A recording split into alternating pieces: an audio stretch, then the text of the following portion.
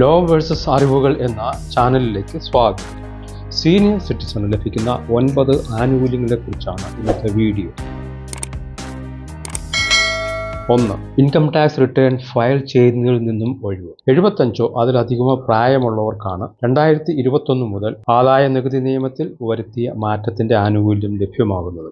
നികുതി നിയമത്തിലെ വകുപ്പ് 194 അനുസരിച്ച് 75 അതിലധികമോ പ്രായമുള്ള വ്യക്തികൾക്ക് ഇൻകം ടാക്സ് റിട്ടേൺ അഥവാ ITR നിബന്ധനകൾക്ക് വിധേയമായി ഫയൽ ചെയ്യേണ്ടതില്ല എന്നുള്ളതാണ്. ഒന്നാമത്തെ നിബന്ധന അവർ റെസിഡന്റ് ആയിരിക്കണം എന്നുള്ളതാണ്. രണ്ടാമതായി അവരുടെ വാർഷിക വരുമാനം ബാങ്കിൽ നിന്നുള്ള പലിശ, പെൻഷൻ എന്നുള്ള 2 സ്രോതസ്സിൽ നിന്ന് മാത്രമായിരിക്കണം. അതായത് അവർക്ക് മറ്റു വരുമാനമൊന്നും ഉണ്ടാവാൻ പാടില്ല.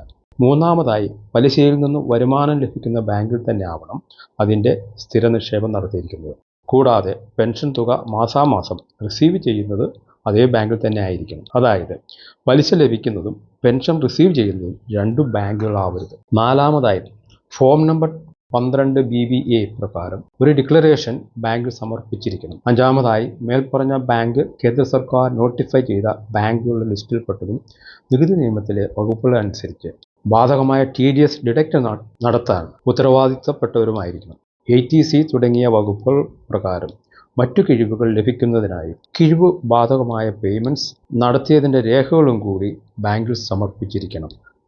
മേൽപ്പറഞ്ഞവ ലഭിച്ചു കഴിയുമ്പോൾ വരുമാനവും കിഴിവുകളും ബാങ്ക് പരിഗണിച്ച ശേഷം ബാക്കി വരുന്ന നെറ്റ് ഇൻകത്തിൻ്റെ നികുതി തിട്ടപ്പെടുത്തി വ്യക്തിയുടെ അക്കൗണ്ടിൽ നിന്നും ബാങ്ക് TDS പിടിച്ചു കഴിഞ്ഞാൽ അവർ ITR ഫയൽ ചെയ്യേണ്ടതില്ല.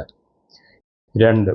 Paper ITR forms. Online ITR filing തുടങ്ങുന്നതിന് മുൻപ് പ്രിന്റഡ് ITR ഫോംസ് ഫിൽ ചെയ്തതിന് ശേഷം ആദായ നികുതി വകുപ്പ് ഓഫീസിൽ ഫോം സമർപ്പിച്ചാൽ മതിയായിരുന്നു. എന്നാൽ ഇപ്പോൾ എല്ലാ ITRകളും ഓൺലൈനായിട്ട് സമർപ്പിക്കണം എന്നാണ് നിയമം. 80 കഴിഞ്ഞ സൂപ്പർ സീനിയേഴ്സിന് ഇതിൽ ഇളവ് നൽകിയിട്ടുണ്ട്. അവർക്ക് പേപ്പർ ITR ഫോം സമർപ്പിക്കാനുള്ള അനുവാദം ഇപ്പോഴും നിലവിലുണ്ട്. 3. Interest on fixed deposit. ജോലിയിൽ നിന്നും വിരമിക്കുമ്പോൾ ശമ്പളക്കാർക്ക് റിട്ടയർമെൻറ്റ് ആനുകൂല്യമായി നല്ലൊരു സംഖ്യ provident fund, gratuity, earned leave തുടങ്ങിയവയിൽ നിന്നും ലഭിക്കാറുണ്ട്. നല്ലൊരു ശതമാനം ജോലിക്കാരും ഈ തുക ബാങ്കുകളിൽ നിക്ഷേപിക്കുകയും അതിൽ നിന്നുള്ള പലിശ വരുമാനം കൊണ്ട് അവരുടെ ദൈനംദിന ചെലവുകൾ നടത്തുവാൻ സാധിക്കുകയും ചെയ്യും. ഇൻഫ്ലേഷനെ അടിസ്ഥാനമാക്കി സ്ഥിര നിക്ഷേപങ്ങൾക്ക് ബാങ്ക് പലിശ നിരക്കുകളിൽ മാറ്റം വന്നുകൊണ്ടിരിക്കും.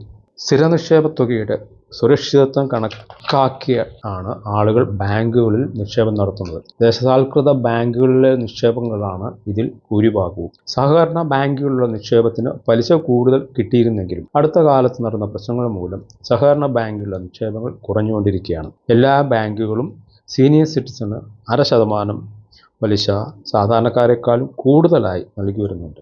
പലിശ വരുമാനത്തിൽ നിന്ന് ബാങ്കുകൾ TCS പിടിക്കും. ഇത് സാധാരണക്കാർക്ക് 40,000 രൂപ വരെയുള്ള പലിശ വരുമാനത്തിന് TDS നിന്ന് ഒഴിവ് നൽകിയിട്ടുണ്ട്. 40,000 രൂപയ്ക്ക് മുകളിലുള്ള തുകയ്ക്ക് 10% TDS ചാർജ് ചെയ്യും. എന്നാൽ മുതിർന്ന പൗരന്മാർക്ക് 50,000 രൂപ വരെ ഉള്ള പലിശ വരുമാനത്തിന് TDS നിന്നും ഒഴിവ് നൽകിയിട്ടുണ്ട്. 4. ആദായ നികുതി നിയമത്തിലെ വകുപ്പ് 80 TTB പ്രകാരം 50,000 രൂപ വരെയുള്ള പലിശ വരുമാനത്തെ നികുതിയിൽ നിന്ന് ഇളവ് നൽകിയിട്ടുണ്ട്. മൊത്ത വരുമാനത്തിൽ നിന്നും 50,000 രൂപ കിഴിവ് നടത്തിയതിനു ശേഷം ബാക്കി വരുന്ന തുകയ്ക്ക് മാത്രം നികുതി നൽകിയാൽ മതി. 5.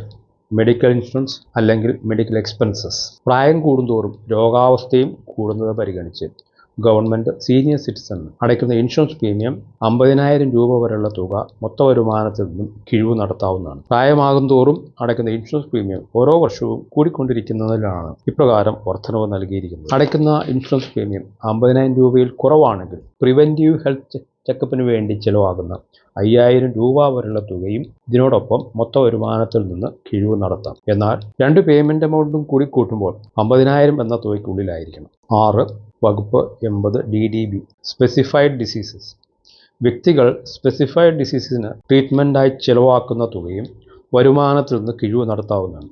60 വയസ്സിന് താഴെയുള്ളവർക്കാണെങ്കിൽ 40,000 രൂപയും മുതിർന്ന പൗരന്മാരാണെങ്കിൽ 1,00,000 രൂപ വരെയും കിഴിവ് ലഭിക്കുന്നതാണ്. എല്ലാ അസുഖങ്ങൾക്കും ഇത് ബാധകമല്ല. കിഴിവ് ലഭിക്കാവുന്ന അസുഖങ്ങളുടെ ലിസ്റ്റ് ഇതിനോടൊപ്പം ചേർത്തിട്ടുണ്ട്. ചിലവാക്കുന്ന തുക മേൽപ്പറഞ്ഞ പരിധിയിൽ കുറവാണെങ്കിൽ ആക്ച്വൽ കൊടുത്ത തുക മാത്രമേ ക്ലെയിം നടത്താവൂ.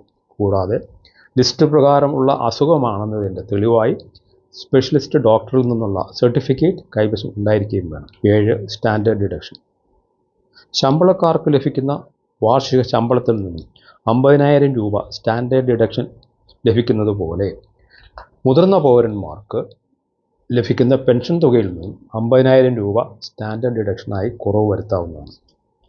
8. Advance tax. വ്യക്തികൾ അവരുടെ വാർഷിക വരുമാനത്തിന് ഒരു വർഷം നൽകേണ്ടി വരുന്ന നികുതി 10,000 രൂപയിൽ കൂടുതലാവുകയാണെങ്കിൽ മുൻകൂറായി വർഷാവസാനത്തിന് മുൻപായി അടച്ചിരിക്കണം എന്ന നിബന്ധന ഉള്ളതുകൊണ്ട് അതിന് വീഴ്ച വരുത്തുന്നവർ പിഴപ്പലിശ അടയ്ക്കേണ്ടി വരും.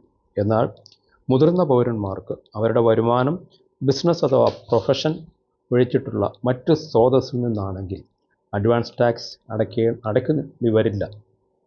അതായത് വരുമാനം, പെൻഷൻ, പലിശ, വാടക തുടങ്ങിയവയിൽ നിന്നാണെങ്കിൽ മുൻകൂർ നികുതി അടയ്ക്കേണ്ടതില്ല. ഇനി ആരാണ് NRI?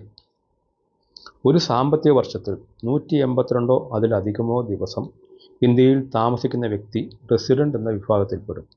താമസിക്കുന്ന ദിവസം 182-ൽ കുറവാണെങ്കിൽ അവർ നോൺ റെസിഡൻ്റ് എന്ന കാറ്റഗറിയിൽപ്പെടും. 1/4/2020 മേൽപ്പറഞ്ഞതിൽ ചെറിയ മാറ്റം വരുത്തിയിട്ടുണ്ട്. ഇതനുസരിച്ച് ഒരു വ്യക്തിയുടെ വാർഷിക വരുമാനം 15 ലക്ഷത്തിന് മുകളിലായിരുന്നാൽ ആ വർഷം 182-ൻ്റെ സ്ഥാനത്ത് 120 അതിലധികമോ ദിവസം ഇന്ത്യയിൽ താമസിക്കുകയും സാമ്പത്തിക വർഷത്തിൻ്റെ മുൻപുള്ള 4 വർഷത്തെ മൊത്തം ഇന്ത്യയിലെ താമസം 365 അതിലധികമോ ദിവസം ആകുകയും ചെയ്താൽ അവർ റെസിഡൻ്റ് എന്ന വിഭാഗത്തിൽപ്പെടും. ഇന്ത്യയിൽ ബിസിനസ് നടത്തുന്ന NRIസിനാണ് ഇത് കൂടുതലായും ബാധിക്കുന്നത്. ഇനി ആരാണ് സീനിയർ സിറ്റിസൺ? 60 അതിലധികമോ വയസ്സുള്ളവരാണ് സീനിയർ സിറ്റിസൺ അഥവാ മുതിർന്ന വ്യക്തികൾ എന്ന് അറിയപ്പെടുന്നത്. വയസ്സ് 80 അതിലധികമോ ആയാൽ സൂപ്പർ സീനിയർ അഥവാ അതിമുതിർന്ന വ്യക്തികൾ എന്ന വിഭാഗത്തിൽപ്പെടും. നിങ്ങളുടെ സംശയങ്ങളും മറ്റും കമൻറ്റ് ബോക്സിൽ ഇടുകയാണെങ്കിൽ മറുപടി ലഭിക്കുന്നതാണ്. Thank you for watching.